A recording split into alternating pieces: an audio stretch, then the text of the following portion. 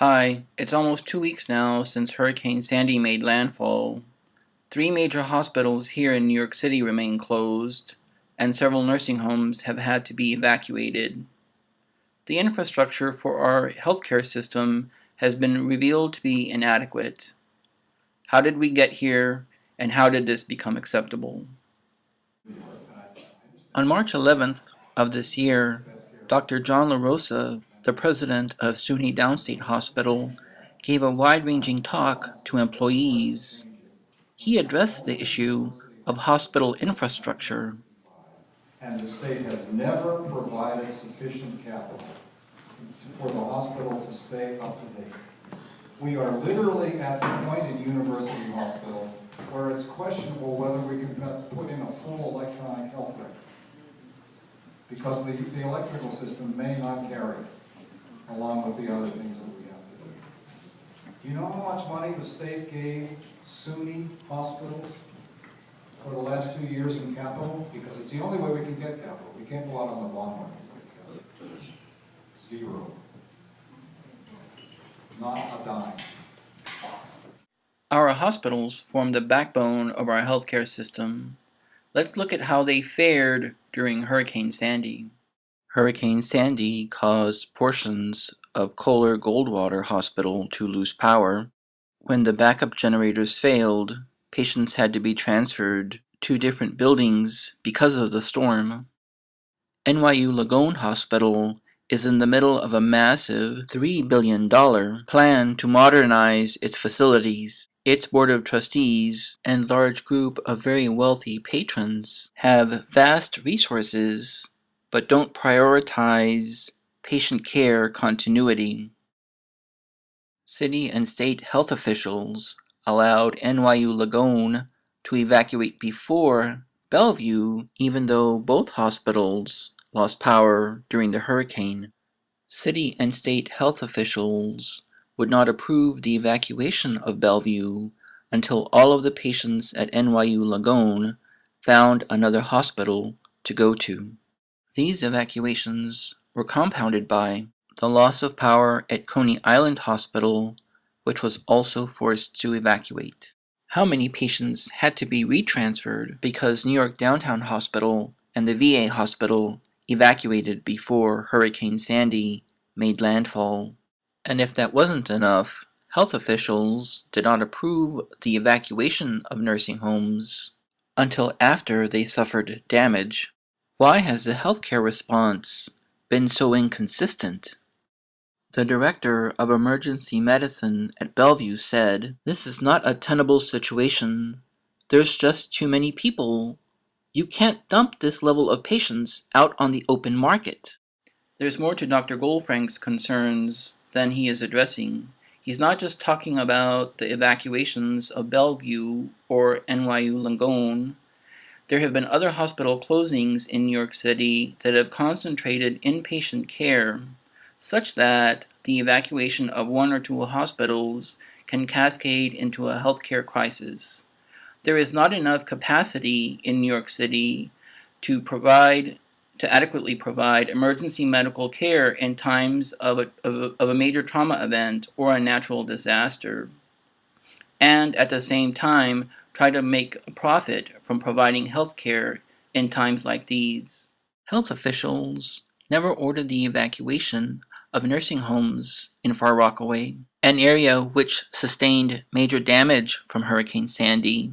Now come State Department health officials blaming nursing homes for unacceptable conditions. Maybe the conditions wouldn't have been so bad if there was a hospital nearby to accept the patients most in need.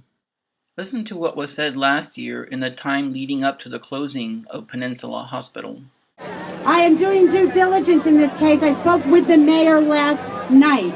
I did hear back from the deputy mayor, Linda Gibbs, this morning, and she assured me that the mayor did follow through with a phone call to the governor. It did not appear to me yesterday that the governor was aware of the closure of this. Oh my God! And let me just say this to you. We know there are closures. We know we've lost 4 hospitals. But I will tell you that the mayor, gave pause because he realizes that we have a geographical challenge here in Rockaway. We have one plane an hour, every 4 minutes. I'm sorry, we have a plane a minute every 3 minutes. 400 people flying overhead this peninsula. And we've already had a plane crash. And where will we go with the disaster that might wind up on the shores of the peninsula? We have over 30 nursing homes here in the peninsula. And when they need to go to the hospital, it is an emergency. They're getting their due diligence in their care. If they need emergency service, they won't make it to another hospital. Who decides which hospitals remain open and which hospitals are closed? And who also are the people who decide when hospitals or nursing homes must be evacuated in times of mass civilian trauma or during a natural disaster? Mayor Bloomberg ordered a partial evacuation of Zone A in Far Rockaway that applied to only people in private homes, not in nursing homes. Did nursing home residents get treated like Rikers Island residents? The infrastructure budget for hospitals like Coney Island and Bellevue is set by Mayor Bloomberg and City Council Speaker Christine Quinn. Priorities for our healthcare system, such as bans on sugary drinks and funding for hospitals, are set by health commissioners. Dr. Shaw is the highest-ranking health official. He answers to Governor Cuomo. Since 2007, 9 hospitals in New York City have been closed. Governor Pataki appointed a commission headed by an investment banker named Stephen Berger to identify hospitals that would be closed in New York State. And Governor Cuomo wants to continue closing hospitals. Let's go back to hear what Dr. LaRosa has to say about Stephen Berger. Because if you're Mr. Berger and you come from Wall Street and you see 3 hospitals in central Brooklyn within walking distance of one another, you say, well, you can certainly get rid of one of those. You know, it's a funny thing. I'm waiting for the call that I can go to, I'd be asked to chair a commission to go to Wall Street.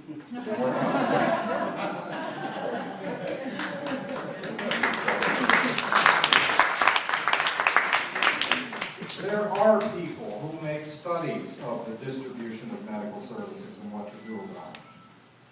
Our current Commissioner of Health is none of them. I've heard nothing. The Berger report went to the Commissioner of Health. That's who it was directed to, who has so far made no public comments about it. So when we talk about who's in charge, what's going on, I'm waiting to hear what the Commissioner of Health wants to do with the Berger Commission. If the letters went to him, he's a well-educated, excellent guy with a great appointment. But I have to say, I have to think that somebody else is going to make these decisions, not the Commissioner of Health. And we haven't heard a peep from anybody in Albany about what they plan to actually do with this. People who live in nursing homes and patients who have been admitted into hospitals are very frail. The State Department of Health is charged with the responsibility of ensuring that healthcare facilities are in compliance with regulations over the standards of care being provided to patients. NYU Hospital is in the middle of a major $3 billion upgrade. Very few hospitals have resources like that. In the free market system that we have now, reimbursement rates never rise. Was cost a factor in the reason why so many hospitals and nursing homes were not evacuated? How did we get to a place where our priorities are not in order? With the temporary closing of Bellevue Hospital, Manhattan has lost one crucial Level 1 trauma center. 2 years ago, Manhattan lost another Level 1 trauma center with the closing of St. Vincent's Hospital. St. Vincent's Hospital was closed in 2010 to allow Bill Rudin and Rudin Management Company to build a $1 billion luxury condominium and townhouse complex on the site of the former St. Vincent's Hospital. St. Vincent's was a Catholic hospital run by the Sisters of Charity. It was a major teaching hospital with the noble purpose of serving the uninsured. After some shady deals, St. Vincent's Hospital closed, and New York City lost an important underpinning to public health. St. Vincent's Hospital was never supposed to be closed under the Berger Commission report. However, because of the tone up in Albany, health officials seized on this opportunity to close one more hospital, regardless of the impact on public health. To make that happen, many politicians and business leaders acted in concert to make sure that Bill Rudin's zone-busting development deal would be approved for the site of St. Vincent's. This is where things get tricky. The economics of running a hospital is so dire that North Shore LIJ is going to shuttle patients from an urgent care center to Lenox Hill Hospital. And who would induce North Shore LIJ to take on a very dangerous proposition, which is to transport patients in a medical emergency in an ambulance from the Lower West Side of Manhattan all the way up to the Upper East Side to get to Lenox Hill? Talk about the Rudins putting money into the O'Toole building, which is going to be some sort of a standalone emergency room. It's my belief that if they put $100 million or $75 million into that building, they could add, there would be beds, they could actually turn it into a small hospital. That is a plausible plan.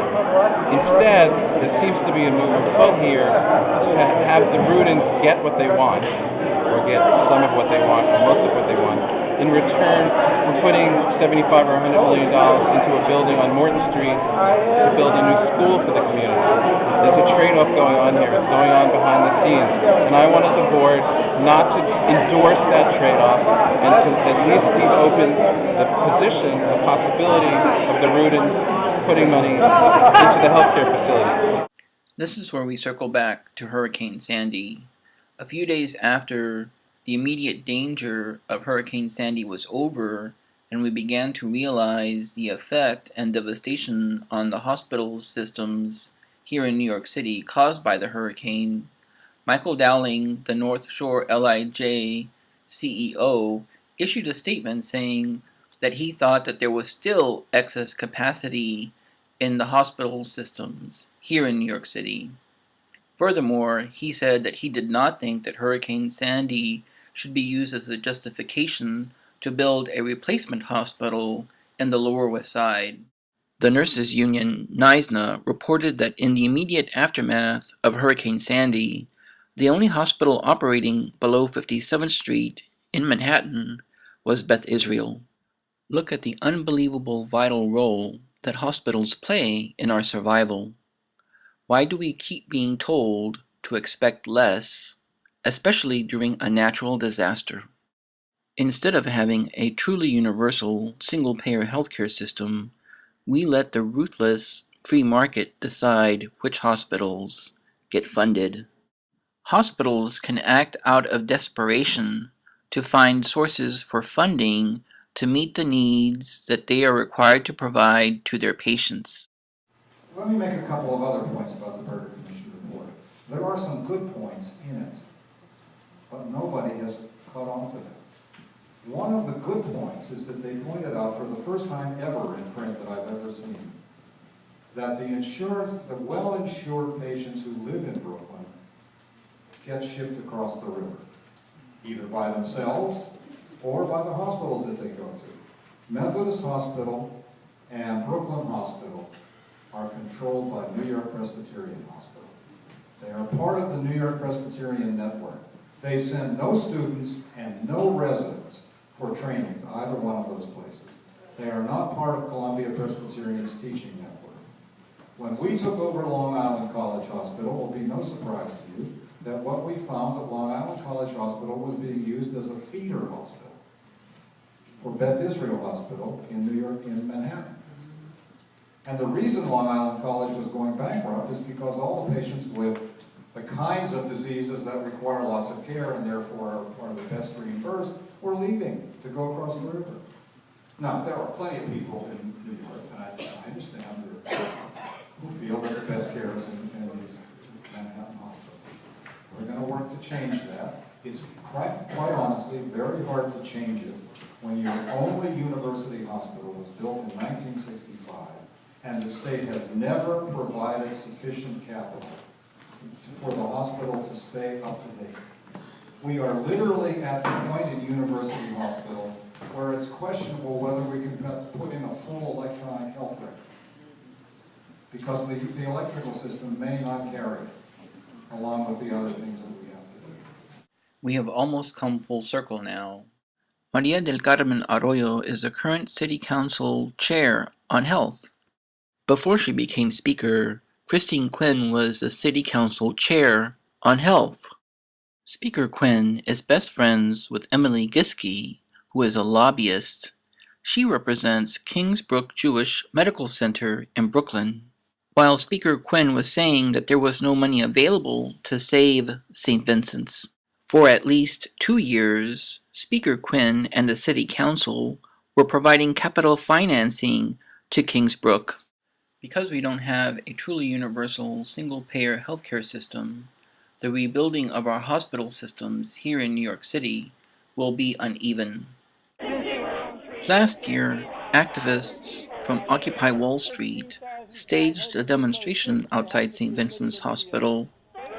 The question on many people's minds that night was, why should hospitals that serve the poor be themselves driven into bankruptcy? How do we call this public health? Every day and every week. Every day and every week. Hundreds of people had operations. Hundreds of people have operations. Now we have nothing. Now we have nothing. Our coalition of 10,000 people Our coalition of 10,000 people have attended and spoken at every public meeting have attended and spoken at every public meeting that was available to us. that was available to us. For 18 months, For 18 months, we have requested meetings we have requested meetings with the Commissioner of Health, with the Commissioner of Health, the Mayor, the Mayor, Governor, the Governor, Attorney General, the Attorney General, City Council members like Quinn, City Council members like Quinn, even the Rudins, even the Rudin, and North Shore LIJ representatives. and North Shore LIJ representatives. The answer? The answer? Silence. Silence. No response. No response. Nothing. Nothing. The issue before us is whether the rebuilding of our hospitals will continue to favor wealthy institutions which primarily cater to the well-insured, or whether we will use this opportunity to examine and fix the unequal distribution of healthcare in New York. As it is, we are on a path that will force us to continue to accept less and less if Michael Dowling and health commissioners have their way. Is this acceptable to you?